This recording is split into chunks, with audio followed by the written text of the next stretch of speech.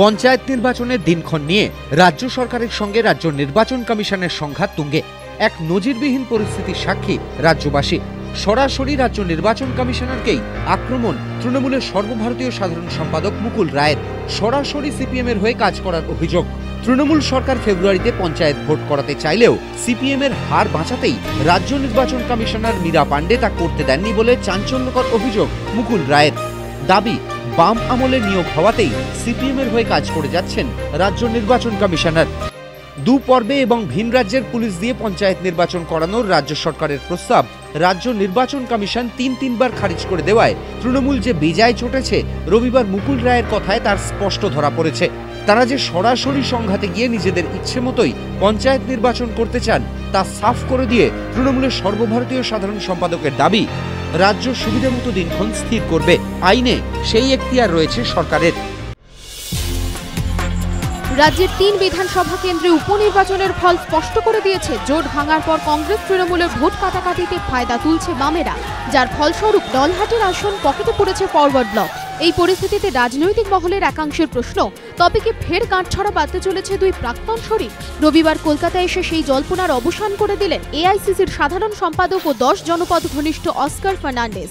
বললেন, বর্তমান রাজনৈতিক পরিস্থিতিতে তৃণমূলের সঙ্গে জোটের কোনো সম্ভাবনা নেই। শুক্রবার নেতাজি ইন্দোরে মুখ্যমন্ত্রী মমতা বন্দ্যোপাধ্যায় দাবি করেন 2-3 মাসের মধ্যে লোকসভা নির্বাচন হতে পারে। জল্পনা শুরু হয়, তবে কি সত্যি এগিয়ে আসছে লোকসভা ভোট? এদিন সেই জল্পনাতেও জল ঢেলে দেন প্রাক্তন এই কেন্দ্রীয় মন্ত্রী। বলেন, লোকসভা ভোট হবে যথাসময়ে। ফের শহরে কেপমারি, চাঞ্চল্য শ্রীভূমি এলাকায়। শিবরাত্রি উপলক্ষে রবিবার সকালে বিধাননগরের শ্রীভূমি এলাকায় একটি মন্দিরে পুজো দিতে যান বছর 65 সাবিত্রী দেবী বর্মা। তার দাবি, পুজো দিয়ে বাড়ি ফেরার সময় ক্যানাল স্ট্রিটের 2 যুবক নিজেদের পুলিশ পরিচয় দিয়ে তাকে দাঁড়াতে বলেন। এরপর নিরাপত্তার জন্য তার হাতে থাকা 5 ভরির 4টি সোনার চুড়ি খুলে দিতে বলেন। কিছুক্ষণ পর একটি কাগজের মোড়ক ফেরত দিয়ে বাইক নিয়ে চলে যায় ওই 2 যুবক। বৃদ্ধার দাবি, বাড়ি ফিরে তিনি দেখেন কাগজের মোড়কটিতে সোনার গয়না নেই, 4টি ইমিটেশনের চুড়ি রয়েছে। অভিযোগ পেয়ে ঘটনার তদন্ত শুরু করেছে লেকটাউন থানার পুলিশ।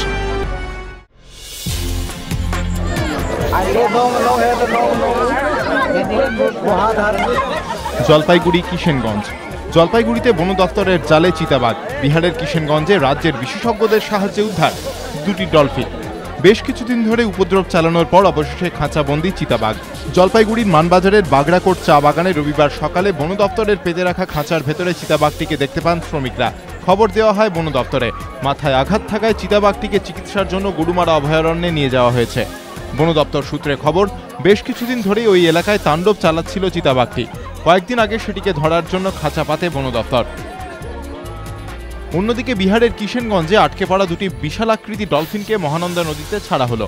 বিশেষজ্ঞদের মতে 2.5 মিটার দীর্ঘ এই ডলফিন এখনো পর্যন্ত ভারতে প্রাপ্ত সবথেকে বড় ডলফিন। কয়েকদিন ধরেই কিষেনগঞ্জে একটি বাঁধে আটকে পড়েছিল ডলফিন দুটি। বিহার প্রশাসনের তরফে উদ্যোগ নেওয়া হলেও সাফল্য মেলেনি। অবশেষে সাহায্যের জন্য পশ্চিমবঙ্গ থেকে বিশেষজ্ঞদের ডেকে পাঠানো হয়। তারাই সেখানে গিয়ে ডলফিন দুটিকে উদ্ধার করেন। তারপর ছেড়ে দেওয়া হয় মহানন্দা নদীতে। 2000 সালে পানাগড়ে প্রায় একই রকম পরিস্থিতিতে ডলফিনদের উদ্ধার করেছিল পশ্চিমবঙ্গ বন দফতরের বিশেষজ্ঞ দল।